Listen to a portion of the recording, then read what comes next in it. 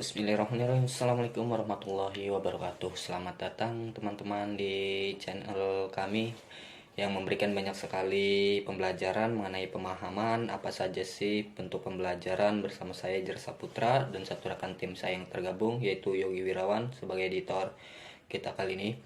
Nah, kali ini kita akan membahas dan menjelaskan secara detail dan singkat apa saja sih cara-cara kita memahami pembelajaran berbasis web atau internet. Nah, apa saja manfaat yang terkandung di dalamnya? Langsung saja tanpa banyak basi dan tanpa banyak cakap, kita mulai materinya. Let's jump right. Yang pertama ada era digital ditandai dengan teknologi yang meningkatnya kecepatan dan luasnya pergantian pengetahuan dalam ekonomi dan masyarakat. Dalam perspektif teori evolusi, kehidupan kita ini memiliki keberlanjutan dan ketergantungan terhadap perkembangan ilmu pengetahuan.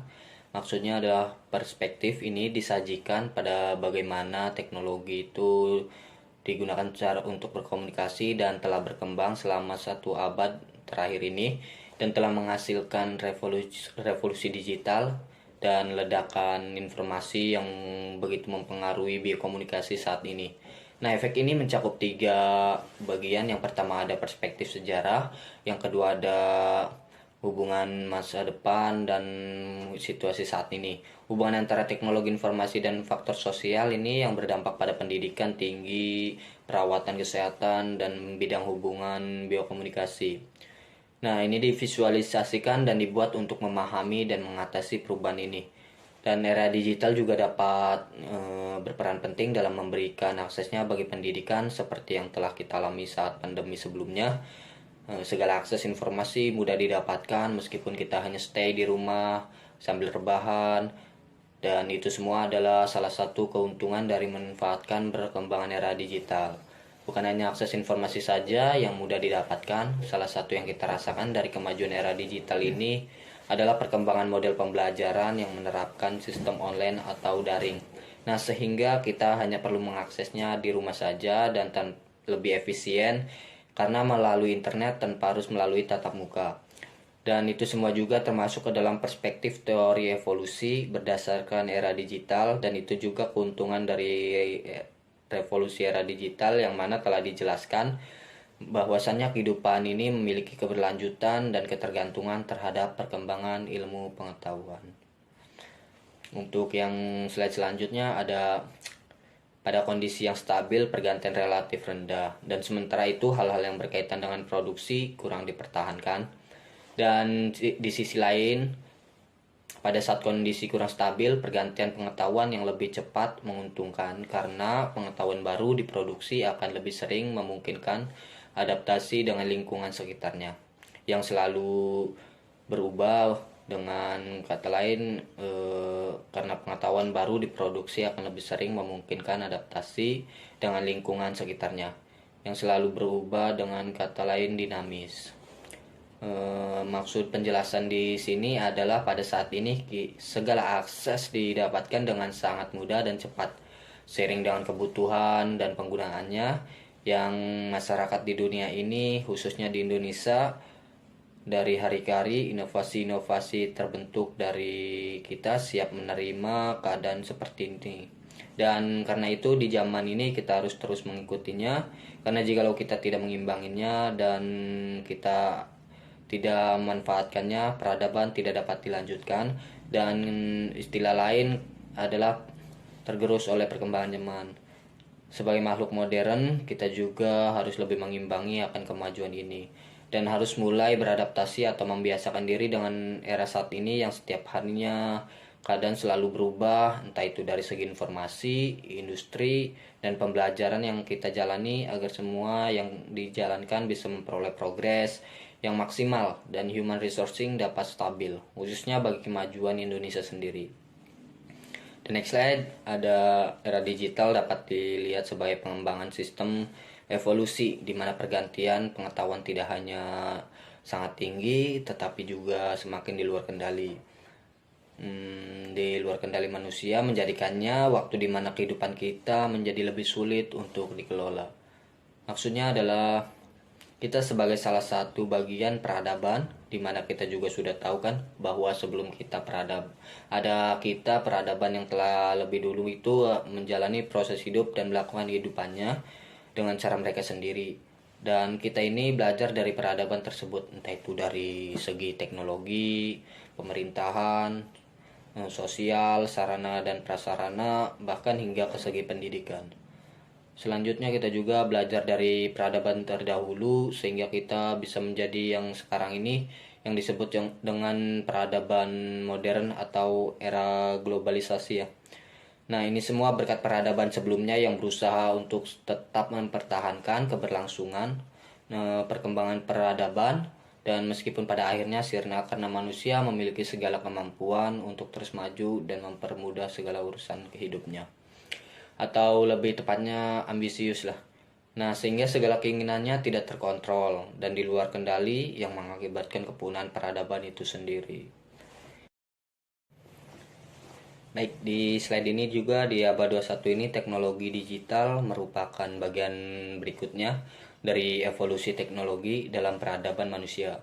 Nah, secara generasi saat ini disebut oleh banyak ahli sebagai era industri 4.0 yang dikenal juga sebagai eranya Internet of Things. Berkembangnya kecerdasan artifisial, transformasi teknologi dari analog kepada digital. Nah, yang pengaruhnya bukan saja di dunia industri namun juga di setiap aspek kehidupan manusia secara global, tidak terkecuali bidang pendidikan. Maksudnya di abad 21 ini pengaruh perkembangan era digital bukan hanya dari segi industri saja, melainkan eranya internet yang modern. Akan tetapi dampak ini sangat besar bagi dunia pendidikan, khususnya di Indonesia sendiri ya, karena slide ini akan kita bahas di slide selanjutnya.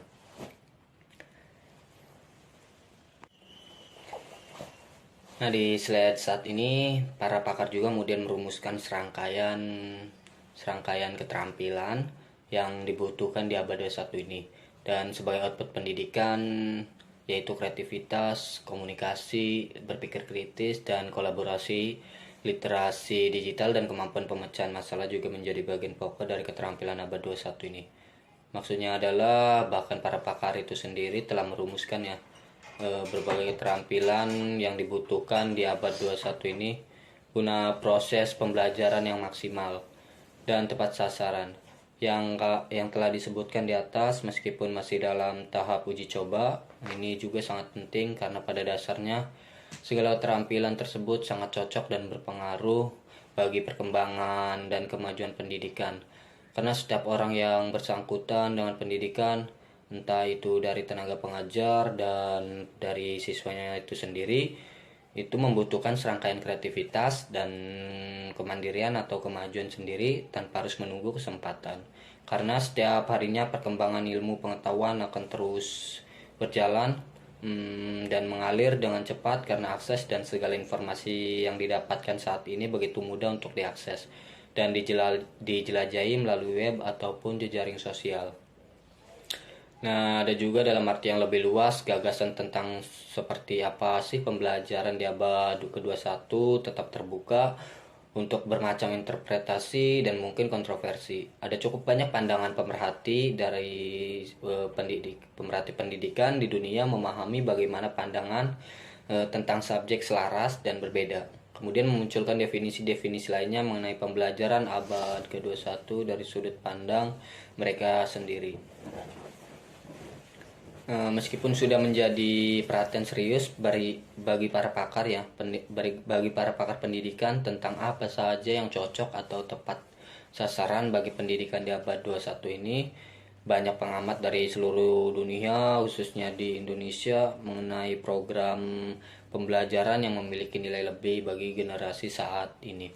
Nah, karena setiap generasi memiliki konsep dan kurikulum yang berbeda, seperti yang saya ketahui pendidikan di Indonesia itu memiliki berbagai kurikulum yang terus mengalami perubahan, semisal TSP yang digunakan pada tahun 2006 hingga 2012. Dan kemudian ada lagi kurikulum 2023, kurikulum 2013 yang juga disebut dengan Kurtilas atau kurikulum 13. Dan pemerintah saat ini fokus dengan kurikulum pendidikan yang mereka namai dengan kurikulum merdeka. atau semua itu masih tahap perkembangan dan masih uji coba ya. Dan karena masih sangat kontroversi di kalangan pemerintah bahkan masyarakat itu sendiri karena dampaknya yang belum begitu memuaskan. Nah, selanjutnya ada bahkan ini ya, menurut Bernard Berry sendiri selaku founder dan CEO Center for Teaching Quality mengatakan bahwa siswa itu harus mendemonstrasikan atau menunjukkan 3 keterampilan dasarnya seperti membaca, menulis, dan aritmatika. Ditambah lagi dengan era modern saat ini, siswa dan pengajar juga harus berbaur atau dapat menggunakan alat virtual karena dampaknya yang sangat luas menciptakan wilayah pembelajaran yang tanpa batas. Dan ada juga di slide ini pembelajaran berbasis digital adalah praktik pembelajaran yang menggunakan teknologi secara efektif untuk memperkuat pengalaman, dan pengalaman belajar siswa ini menekankan instruksi berkualitas tinggi dan menyediakan akses ke konten yang menantang, umpan balik melalui penilaian formatif, peluang untuk belajar kapan saja dan di mana saja, dan instruksi individual untuk memastikan semua siswa mencapai potensi penuhnya mereka untuk berhasil di kehidupan mereka.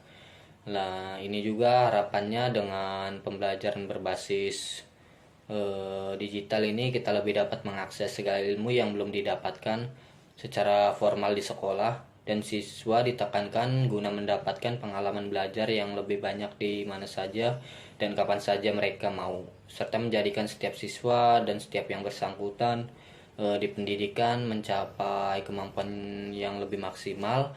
Dan dengan adanya pembelajaran berbasis digital ini, semoga kita semua bisa mendapatkan ilmu secara gratis dan secara maksimal. Baik, slide berikutnya, pembelajaran berbasis digital mencakup banyak sekali aspek, alat, dan aplikasi yang berbeda untuk mendukung dan memberdayakan guru dan siswa, termasuk kursus online, pembelajaran campuran, atau hybrid, atau konten dan sumber daya digital. Selain itu, pembelajaran digital juga dapat digunakan untuk kesempatan belajar profesional, untuk guru, dan untuk memberikan pengalaman belajar yang personal bagi siswanya.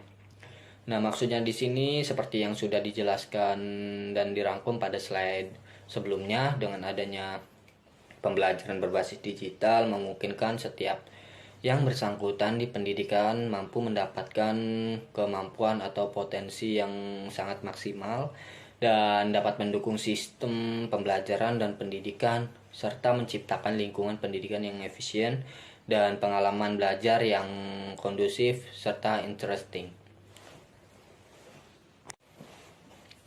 Nah, yang slide terakhir ada pembelajaran berbasis digital dapat mencakup salah satu kombinasi dari berikut ini.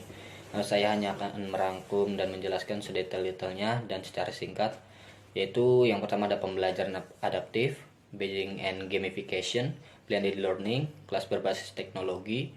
Yang kelima ada buku elektronik atau e-book. Yang keenam belajar analitik, 7 pembelajaran objektif, 8 virtual reality, and 9 augmented reality, dan 10 online classes atau learning.